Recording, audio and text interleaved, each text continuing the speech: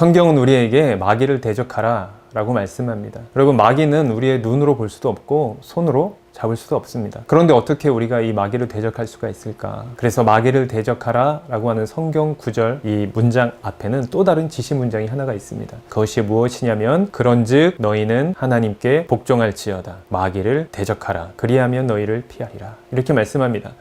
여러분, 마귀를 대적한다는 것은 믿음으로 하나님께 복종함으로 행할 수 있는 것입니다. 그런데 어떤 분들은 이 마귀를 대적하는 것에 과하게 몰두하고 있고, 또 어떤 분들은 너무나 소홀하게 여깁니다. 이 두 가지 모두 좋지 않습니다. 우리는 바른 성경적인 지식을 가지고 성령님 안에서 기도하면서 분별력을 가지고 이 마귀를 대적해야 합니다. 그런데 분명한 것은요, 마귀는 반드시 대적해야 한다라고 하는 것입니다.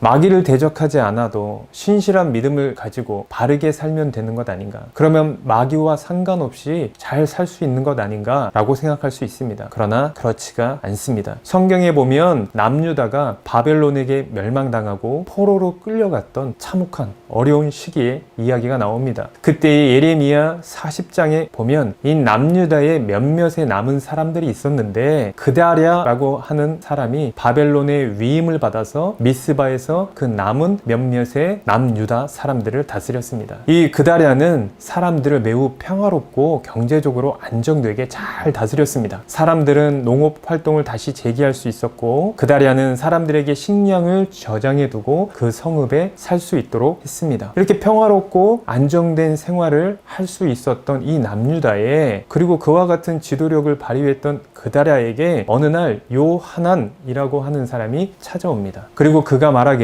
이스마엘이라고 하는 자가 암몬의 힘을 빌어서 그다랴 당신의 생명을 빼앗으려고 하는 것을 당신은 정녕 알지 못합니까? 매우 답답한 심정을 가지고 그에게 찾아와서 이스마엘이 당신의 생명을 빼앗으려 한다는 사실을 그에게 알립니다. 그다랴는 그 말을 들었지만 이 요하난의 말을 믿지 않았습니다. 그러자 요하난이 너무너무 답답해서, 그러면 자기가 가서 그 이스마엘을 죽이도록 허락해 주십시오. 나를 그렇게 그를 죽일 수 있도록 나를 보내주십시오. 이렇게 청합니다. 그런데 그다랴는 그 요청마저도 들어주지 않고 그렇게 하지 말아라 이렇게 이야기합니다. 그의 말을 믿지도 않았고 그의 요청을 받아들이지도 않았습니다. 너무나도 선해 보이고 착하고 지도력 있는 그다랴처럼 보입니다. 그래서 결국 어떻게 되었을까? 이스마엘이 10명의 사람들과 함께 그다랴를 찾아옵니다. 그리고 그와 함께 앉아서 매우 평화로운 모습으로 함께 떡을 나눠 먹습니다. 그러다가 갑자기 일어나서 그다랴를 칼로 죽이고 그와 함께 있던 유다 사람들과 군사들을 모두 죽였습니다. 그래서 유다 민족은 그들의